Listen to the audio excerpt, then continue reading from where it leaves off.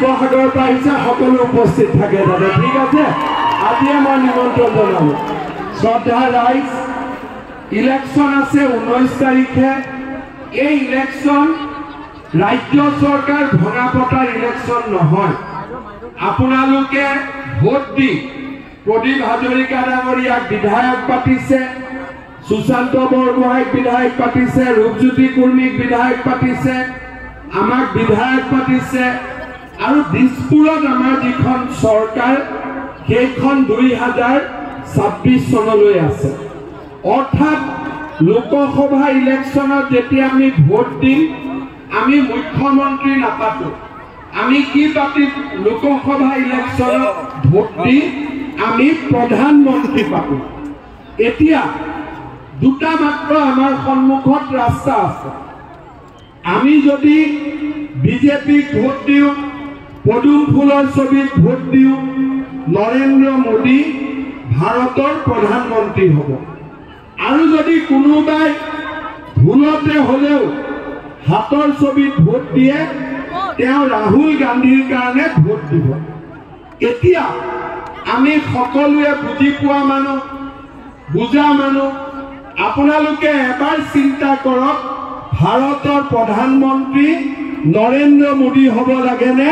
ভাৰতৰ প্ৰধানমন্ত্ৰী ৰাহুল গান্ধী হ'ব লাগে শিলচৰৰ পৰা সৌৰাষ্ট্ৰলৈ কাশ্মীৰৰ পৰা কন্যাকুমাৰীলৈ ভাৰতৰ মানুহে ইতিমধ্যে নৰেন্দ্ৰ মোদী ডাঙৰীয়াক প্ৰধানমন্ত্ৰী হিচাপে মানি লৈছে তৃতীয়বাৰ প্ৰধানমন্ত্ৰী পাতিব আৰু গোটেই ভাৰতত এতিয়া আপকি বাৰ 400 পাৰ অৰ্থাৎ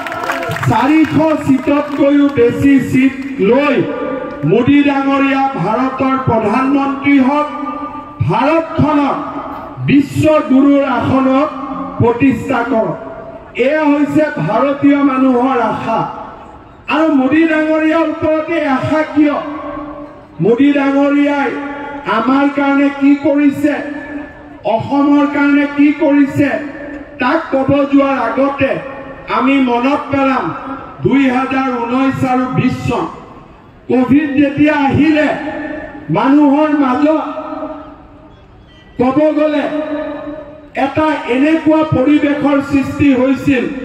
যে আমি অহাকালি জীয়াই থাকিম নে নাই মুখত মাস্ক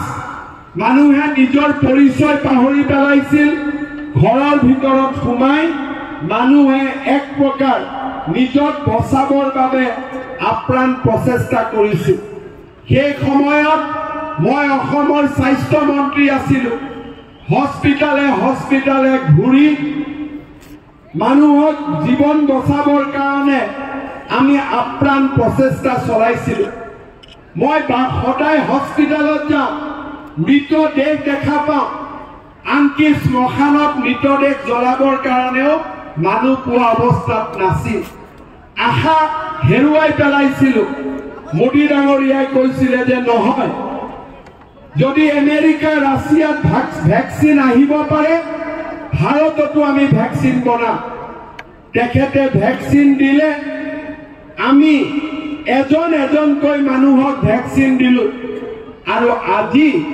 আমি সকলোৱে আপোনজনৰ লগত আমি আজিও বিহু পাতিছোঁ আপোনজনক আৰু হেৰুৱাবলগীয়া হোৱা নাই মোদী ডাঙৰীয়াই যদি সেই সময়ত ভাৰতত ভেকচিন নানিলেহেঁতেন আৰু কিমানজন আমাৰ আপোনজন আঁতৰি গ'লহেঁতেন তাৰ কোনো হিচাপ নাছিল সেই সময়ত মোদী ডাঙৰীয়াই বিনামূলীয়া চাউল দিলে জনধন একাউণ্টত টকা দিলে জাহান ভি জীৱনো বচালে সম্পত্তিও বচালে এই মোদী ডাঙৰীয়াৰ নেতৃত্বত আজি ভাৰতত এনেকুৱা এটা পৰিৱেশ সৃষ্টি হ'ল সন্ত্ৰাসবাদী সংগঠন নোহোৱা হ'ল কাশ্মীৰৰ পৰা 370 ধাৰা নোহোৱা হ'ল অযোধ্যাত ৰাম মন্দিৰ বনিলে আজি আমাৰ সমগ্ৰ ভাৰতখন এক অশ্বমেধৰ ঘোঁৰালৈ আগুৱাই যোৱা দেশত পৰিণত হ'ল আমাৰ ৰাজ্যত সমস্যাৰ জৰ্জৰিত আছিল আলফাৰ সমস্যা বড়ো সমস্যা, কাৰ্বি সমস্যা, অনগ্ৰসৰতাৰ সমস্যাৰে ভাৰাক্ৰান্ত আছিল আমাৰ ৰাজ্যখন। 2014 চনত